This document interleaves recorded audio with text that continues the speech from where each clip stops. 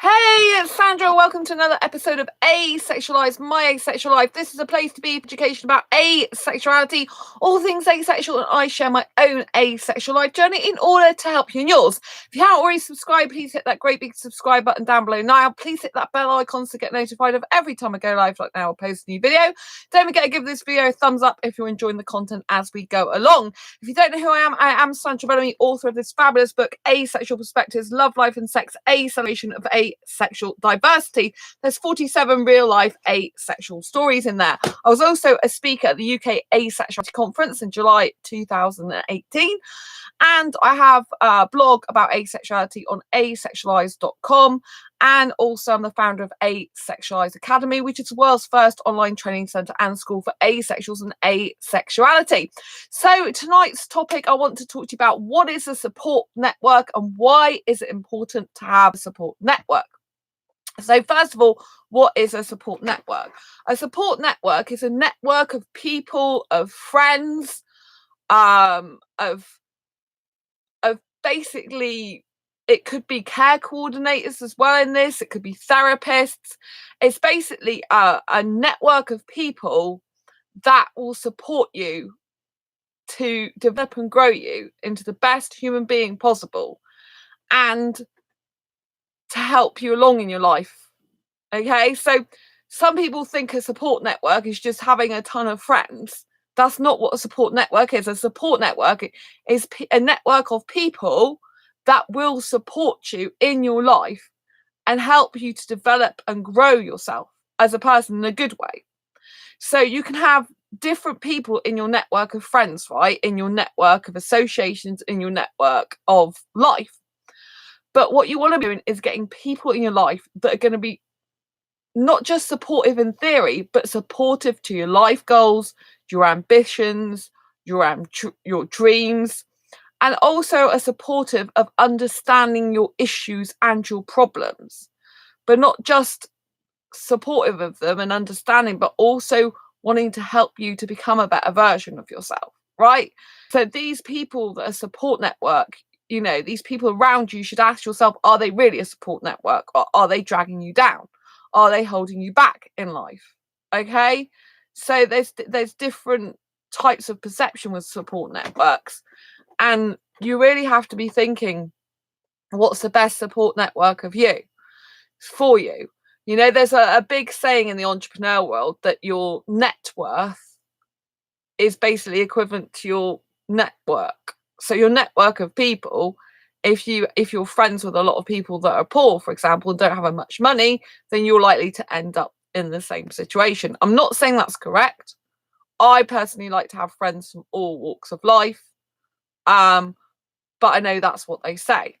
And I do think it is, there is some truth in the fact that if you're surrounded by people, for example, if you're surrounded by negative people and you are a negative person yourself, as in you're suffering from depression and really bad thoughts and your life is very negative, if you then put more negativity into your life, you're just going to get more and more negativity. Do you see what I mean? So it's essential that if you do suffer with depression, for example, you're not just seeing and speaking to people that are depressed, because you're never going to get out of that situation yourself. It's like poison for your soul to keep having lots and lots and lots of people that are depressed when you're depressed. Yes, you want a certain amount of people in your life, no doubt, because you feel that you can relate to them and they understand you, and that's the good side of it. But the bad side is, if that's all you have in your life, that's all you know, you don't see any positives in life, you don't see any good stuff, because no one is showing you or telling you otherwise. Today I went out with an asexual friend. I met them for lunch and we had an absolutely incredible time, and we really related to each other, and they understand anxiety, I understand anxiety, and we really connected well. We really related to each other and we got on so well, and it was really good for us to express ourselves and the issues we face, knowing we completely understand each other. But it was done in a way in which was healthy, not in a way I would say that's unhealthy. But obviously you do have to watch yourself with any friends that do have similar issues to you.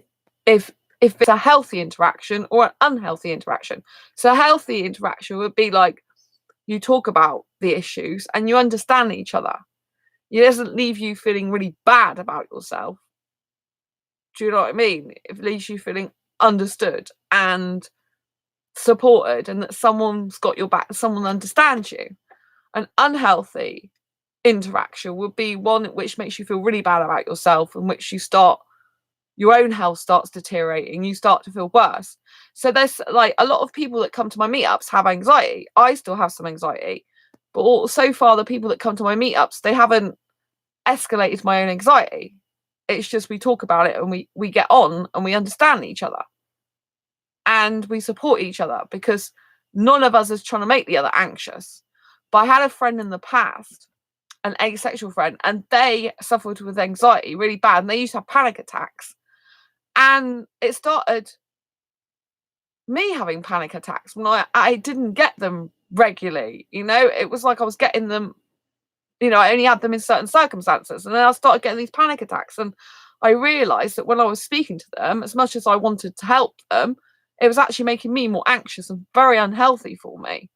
I mean, I don't speak to this person anymore, but sometimes you have to break away from people that are no good for you when their unhealthy habits and lifestyle becomes encroaching on yours to the point of your own detriment of your health.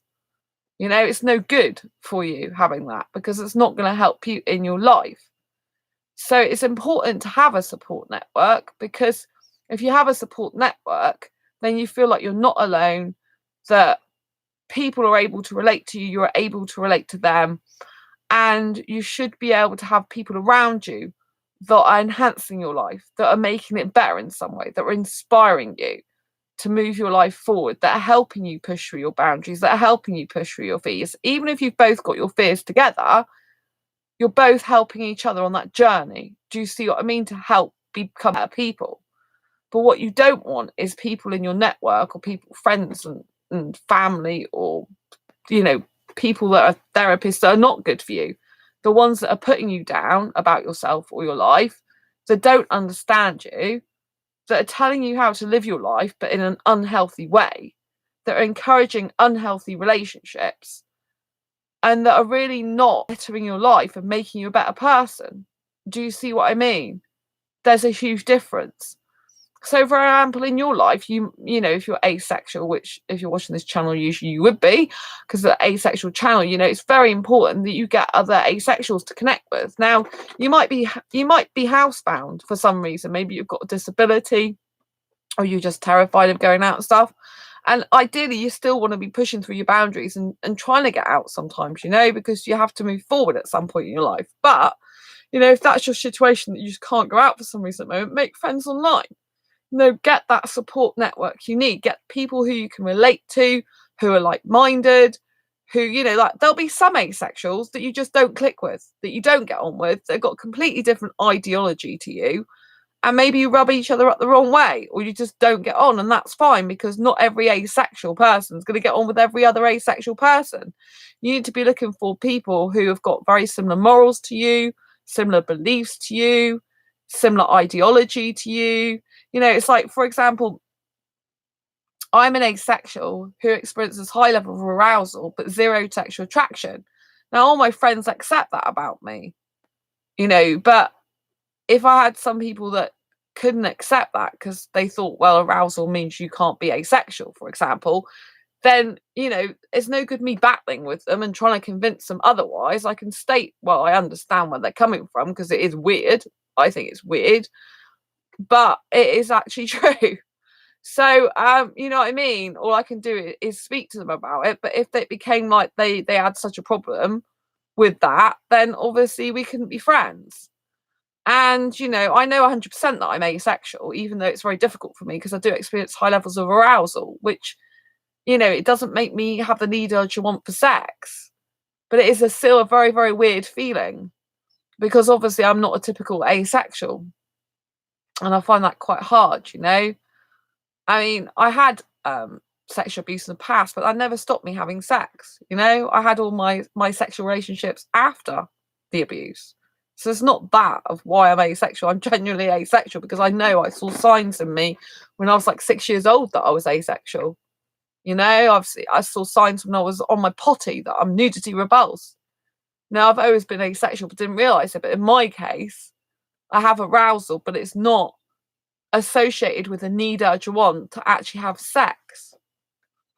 It just doesn't happen for me. And that's why I thought I was heterosexual all my life, because I mistook the arousal for sexual attraction. So it's really important. And when you get a support network, you get people that understand you and accept you for who you are. You know, it's very, very important. And it might be in your life you've got a support network. Maybe your parents support you, maybe they don't. Maybe your friends support you, maybe they don't. But you need to be getting as many people as possible to support you that are good quality people, right? There's no good like friending like 100 people on Facebook.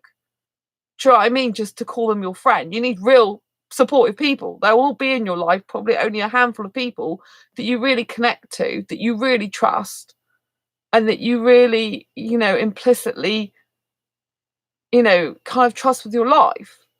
There'll only probably be a couple of handsful of these people.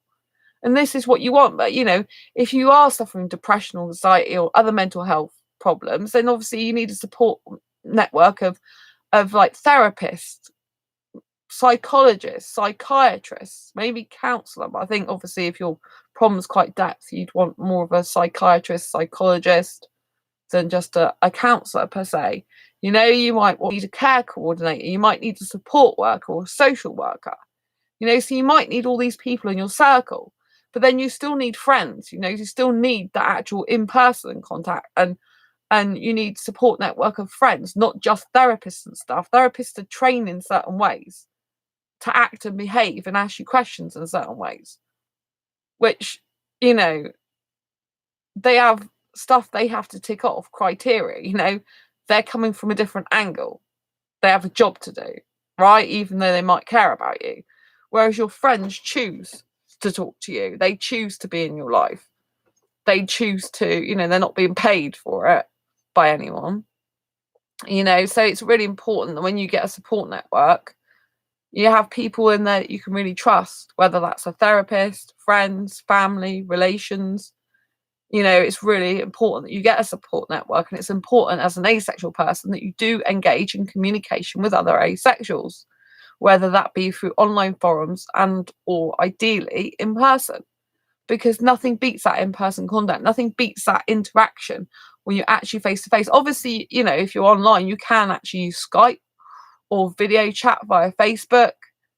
You know, you can have back and forth communication like that. And actually, that's a lot better than just texting, because you can see the person's body language, face, you can interact with them a lot better.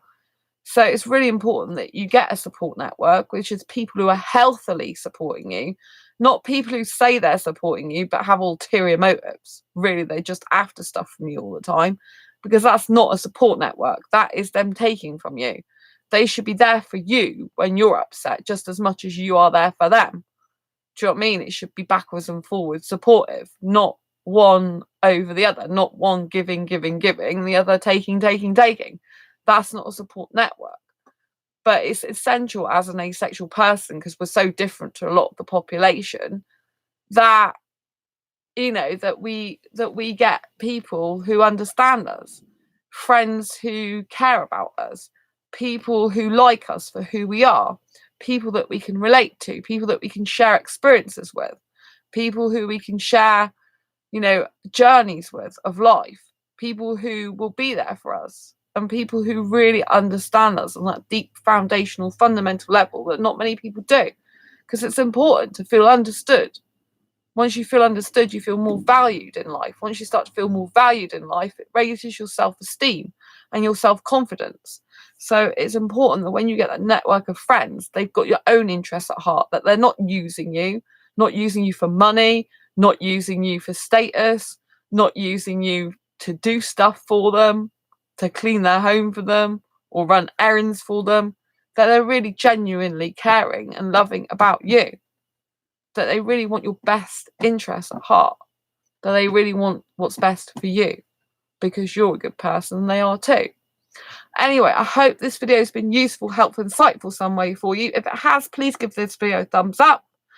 If you haven't already subscribed, please hit that great big subscribe button down below. Please hit that bell icon to get notified of every time I go live right now I post a new video.